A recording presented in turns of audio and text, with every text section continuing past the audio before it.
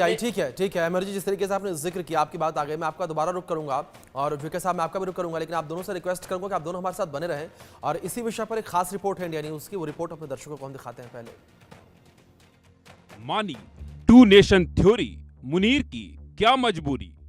That was the foundation of the two-nation theory that was laid there. That we are two nations. We are not one nation. कलमा वाला ज्ञान, मुल्क का मालिक भगवान। आज तक इंसानियत की तारीख में सिर्फ 2 रियासतें हैं जो कलमे की बुनियाद पर बनी हैं। मजहब वाला टॉनिक, मुल्ला क्यों panic. Whether it is the 3rd generation or the 4th generation or the 5th generation, they know that what Pakistan is for them. Pakistan के आर्मी चीफ जनरल असीम मुनीर को मुल्ला क्यों कहा जाता है, आज उन्होंने साबित कर दिया। एक देश का आर्मी चीफ मजहब का टॉनिक दे रहा है, कलमा वाला ज्ञान दे रहा है, टू नेशन थ्योरी को सही बता रहा है, और ये सब तब हो रहा है जब पाकिस्तान जल रहा है, सुलग रहा है। पाकिस्तान के अंदर के हालात बद से बदतर हो रहे हैं। पाकिस्तान इस वक्त एक बम के ऊपर बैठा है, एक धमाका और सब तबाह। पाकिस्तान में भुखमरी, बेरोजगारी, महंगाई तो पहले से थी, उस पर बलूच और टीटीपी लड़ाकों के हमलों ने इस देश को और थर्रा दिया है। उधर पीओके से लगातार आजादी की आवाज उठ रही है, लेकिन इस देश का आर्मी चीफ अपनी जनता को मजहब का चूरन चटा रहा है, कलमा पर उपदेश दे रहा है। लेकिन मुल्ला मुनीर ये सब ऐसे ही नहीं कर रहे, इसके पीछे है उनका डर, भय। क्या है वो डर, वो भय, इंडिया न्यूज आज आपको बताएगा। पहले सुनिए मुल्ला मुनीर क्या कह रहे हैं। We are different from the Hindus in every possible aspect of life. Our religion is different. Our customs are different. Our traditions are different. Our thoughts are different. Our ambitions are different. That was the foundation of the two-nation theory that was laid there. That we are two nations. We are not one nation. एक देश का army chief two nation theory की वकालत कर रहा है, साफ साफ कह रहा है वो हर मामले में हिंदुओं से अलग है। ऐसे में कैसे माना जा सकता है पाकिस्तान में हिंदू सुरक्षित रह सकता है। पाकिस्तान से अक्सर हिंदुओं के साथ अत्याचार की खबरें सामने आती रहती हैं और अब खुद पाकिस्तान का आर्मी चीफ कह रहा है वो हिंदुओं से अलग हैं। लेकिन पाकिस्तान के आर्मी चीफ की इस तकरीर में उनका डर भी झलकता है। वो कहते हैं अगली पीढ़ी को ये बताना होगा पाकिस्तान किस सोच पर बना और क्यों इसकी हिफाजत उनकी जिम्मेदारी है।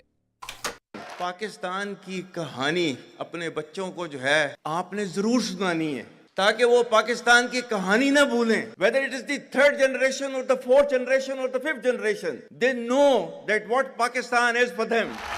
इसके पीछे छिपा मुनीर का डर साफ दिखाई दे रहा है। जब मुनीर ये कहते हैं हर पाकिस्तानी को अपनी अगली पीढ़ी को पाकिस्तान की कहानी सुनानी चाहिए, तो वो एक गहरी असुरक्षा को उजागर करते हैं। मुल्ला मुनीर को डर है आने वाली पीढ़ियां देश की बुनियादी विचारधारा से दूर होती जा रही है।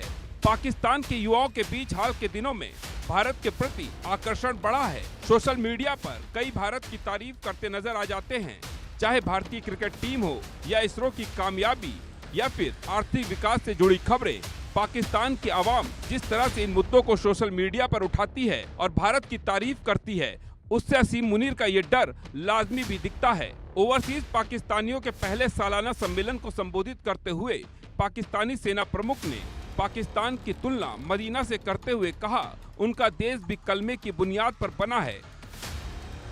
आज तक इंसानियत की तारीख में सिर्फ 2 रियासतें हैं जो कलमे की बुनियाद पर बनी हैं। पहली जो थी उसका नाम है रियासत तैयबा, क्योंकि तैयबा जो है वो नबी करीम सल्लल्लाहु अलैहि वसल्लम ने उसको नाम दिया था, और जबकि कुरान में उसका नाम है यसरब, या अहले यसरिबा ला मुकाम लकुम फरजिउ, ये कुरान में नाम है उसका, जो आज जिसको मदीना अल मुनव्वरा कहा जाता है। और दूसरी रियासत जो है वो उसके 1300 साल के बाद अल्लाह ताला ने ये आपकी बनाई है, कलमे की बुनियाद के ऊपर। इस बयान में मुनीर का दूसरा डर झलकता है। मुनीर के इस तरफ पाकिस्तान की स्थापना को कलमे की बुनियाद और मुस्लिमों के पवित्र शहर मदीना से जोड़ना अपने देश के अस्तित्व को धार्मिक वैधता देने की कोशिश करने के रूप में देखा जा सकता है, खासकर तब जब देश आर्थिक संकट और अलगाववादी आंदोलनों से जूझ रहा है। बलूचिस्तान और पीओके की आजादी की उठती आवाजों के बीच सेना प्रमुख का ये बयान धार्मिक एकता का भाव जगाने की कोशिश के रूप में भी देखा जा सकता है। इसको इस तरह भी समझा जा सकता है, पाक सेना बलूच और टीटीपी लड़ाकों का कुछ कर नहीं पा रही, अपनी जनता से एकजुट रहने की उम्मीद कर रही है। बलूच लड़ाकों की धमकी देते हुए मुनीर ने दावा किया वो बलूचिस्तान या पाकिस्तान को नुकसान नहीं पहुंचा सकते। बलूचिस्तान जो है, जो कि पाकिस्तान की डेस्टिनी है, ठीक है, जो कि पाकिस्तान के माथे का झूमर है, तुम 1500 बंदे कहोगे कि जी हम इसको ले जाएंगे, तुम्हारी अगली 10 नस्लें भी नहीं लेके जा सकती। Inshallah, you will see that we will beat the hell of these terrorists very soon. Balochistan, you think this 1500 people belonging to BLA and BLF and BRA, etc., can take away Balochistan from us? Balochistan Pakistan से आजादी के लिए संघर्ष कर रहा है।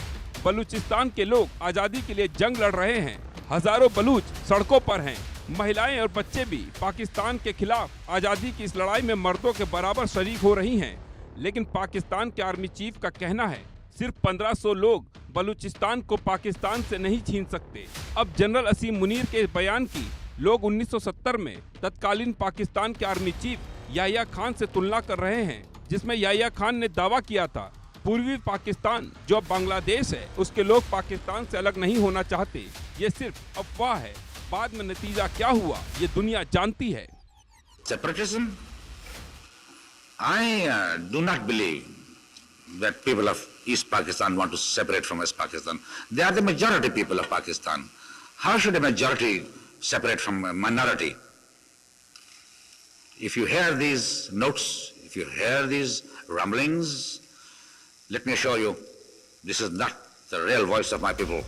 कुल मिलाकर मुनीर अपने देश को, देश के लोगों को धोखे में रख रहे हैं, उन्हें मुल्क की असली सच्चाई से महरूम रख रहे हैं। लेकिन मुनीर भूल रहे हैं सच को दबाया जा सकता है, छिपाया नहीं। जिस दिन सच पाकिस्तान की आवाम के सामने आएगा उस दिन इस मुल्क को टूटने से कोई नहीं बचा पाएगा। Bureau report, India news.